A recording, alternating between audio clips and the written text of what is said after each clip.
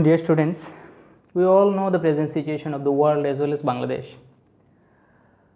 So, I don't want to prolong my boring introduction, rather, I would like to go to my class directly.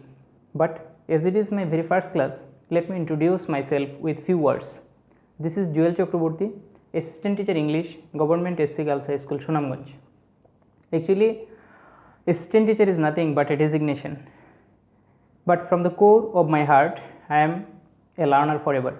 Still, I am learning many things from my students, from my colleagues, and from the environment I am working in. I am not saying that I can teach you anything, but I will just discuss a topic and we will learn together. But before going to my class, I would like to give special thanks to Select the online school for giving me the opportunity to say something here. Today, I have chosen voice change as my topic. I am not saying that this topic is very easy or very difficult, but I personally think that this topic is very important for the students of any standard. Let's go to my class. Today our topic is voice change. So, I will discuss some important roles. Okay, my first rule is rule number 1, reciprocal pronoun. Reciprocal pronoun means each other and one another. We all know that each other and one another are called reciprocal pronoun. So, the rule is we can't take each other or one another as the subject of a sentence. Let us go with some example. I think it would be clear. Example number 1, they love each other. And example number 2, they married each other. In first example, look at the two very sentences. In example number 1, they love each other. Each other is the object. As I said, or as I mentioned earlier, that we have no chance to take each other as the subject of a sentence. So, we can take each other as our subject. So, for this, the subject they will remain unchanged. So, try to solve the sentence. They are loved by each other. Why are? This sentence is an example of present indefinite tense. Subject, the present form of the verb, and object. So, it is an example of present indefinite tense. In case of present indefinite tense, we use am, is, and are as our auxiliary verb. As the subject is they, that means the subject is plural. So, we have no chance to use am or is. We have to use are. Loved is the past participle form of love. By is the preposition and each other will remain unchanged. Let us come to sentence number 2. The answer would be here subject, verb, object. It is an example of past indefinite tense. Subject, the past form of verb, and object. So, they will remain unchanged. They were. Why were? Because it is an example of past indefinite tense. In case of past indefinite tense, we usually use were and was as our auxiliary verb. As the subject is plural, so the verb must be plural. They were married by each other. I think this rule is clear. Let us go to rule number 2. Rule number 2. In some sentences, in some cases, we use in, at, with, to in place of by. In some sentences, in some cases, we use in, at, with, to in place of by or instead of by. That case we have to memorize or we have to note some words, some specific words. What are the words? Words.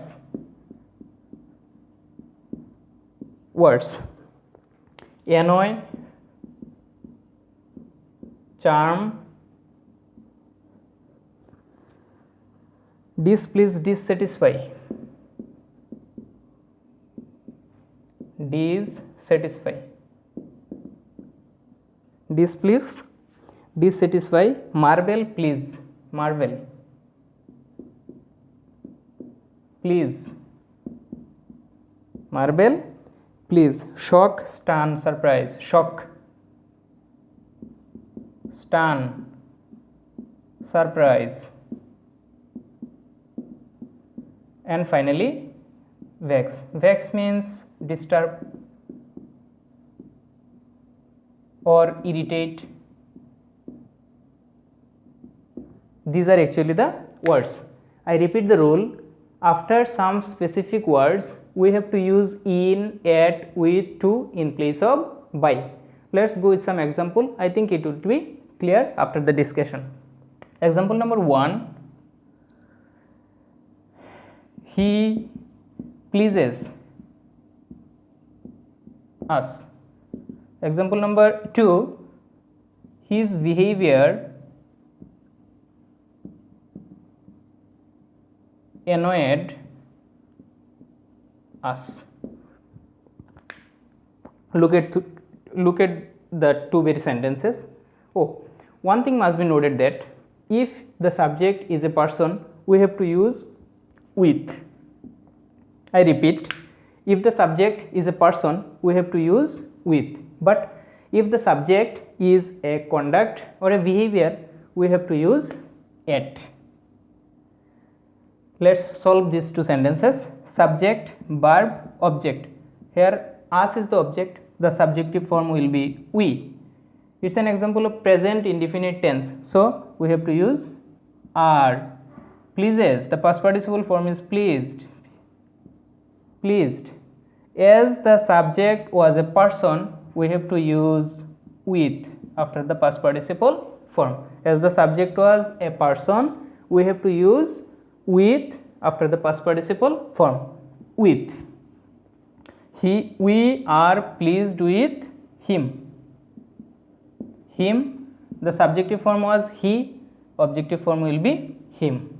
Now come to the second sentence. His behavior annoyed us. It's an example of past indefinite tense. So us instead of us, we, past indefinite tense, so we have to take were as our auxiliary verb, were. Now the subject is a conduct or a behavior. So in case of conduct or behavior, we must use at. We were annoy, the past participle form is annoyed at his behavior. I think this rule is also clear. That was rule number 2. So now we will go to rule number 3. Rule number 3. With some specific words, we have to use with. I repeat, with some specific words, we have to use with in case of by or in place of by. What are the words? The words are cover. The words are cover, crowd, cram. Cover, crowd, cram. Cram means memorize. Cover, crowd, cram. Decorate, ornament. Decorate, ornament. Decorate, ornament. Fill, seize. Fill, seize. Fill, seize, throng. THRONG. Throng means crowd. Crowd. I repeat let's try to recollect the rule. The rule was, in case of some special words, we use with in place of by instead of by. These are the words.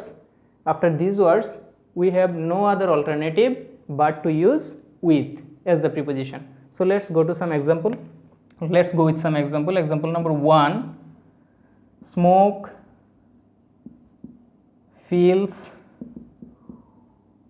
the room. Example number 2, panic seized the writer, the author. Panic seized the author.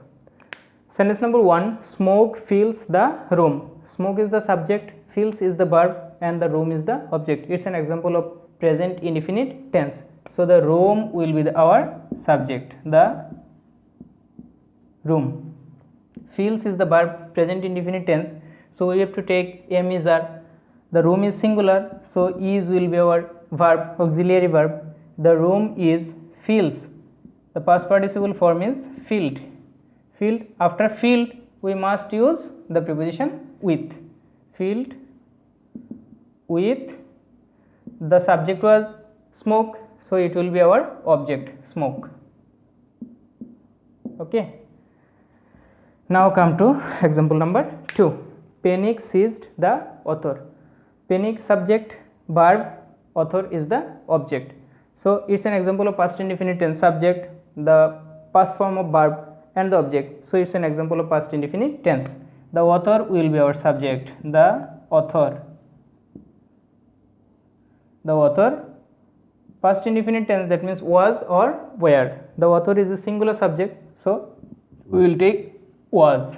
Seized, past participle will remain unchanged, all the same. Seized. Seized. After seized, we must use with. Seized with panic. I think this rule is also clear. Now we will go to rule number 4 and final rule. It was actually rule number 3. It was rule number 3. Now we will go to rule number 4 and final rule, last rule.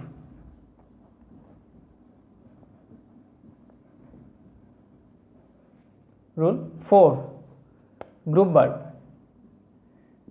The name is group verb. There are so many group verbs. I will discuss some important words or important group verbs, 2 or 3 example. Example number 1, we must take care of our parents. We is the subject, must is the auxiliary verb, take care of. This group verb is our main verb. Our parents is the object. So as usual, our parents will be our subject. Our parents. Must is a modal auxiliary. In case of modal auxiliary, we use this modal auxiliary and add an extra be. So must be. Our, though the whole this part is our verb, but the main verb is actually take. Though the word is take care of, but our main word is take. So take, the past form is took and past participle is taken. So we have to use taken. After must be, shall be, can be, could be, we have to use the past participle form taken. Taken care of will remain unchanged. Taken care of by, we is the subject, object is us. Okay, final example, last and final example. How did you come by? Come by it. It's an interrogative sentence. How did you come by? Come by is the group verb. It. Come by means to get, something like that. How did you come by it? So how will remain unchanged. How did, past indefinite tense, was. It is our object, so it will be our subject. How was it come by? Come by, the past participle form will be come by, because after come by, came by, and finally come by, so it is our past participle form. So how was it, we will write come by. Come by. Come by is actually the verb, so we will have to add an extra by as the preposition. By. Come by was our subject, so this is our usual preposition by you. Okay, so it brings me to the end of the class. I have to say you goodbye. I just discussed some important rules. Actually there are so many important rules of voice change, from changing active into passive, so it's not possible to finish such a big topic within a short or fixed period of time, but I have to say you goodbye for today. But I promise I will come back again with some new topic, or this topic with some new rules. Till then, you have to stay at home and stay safe. Thank you so much.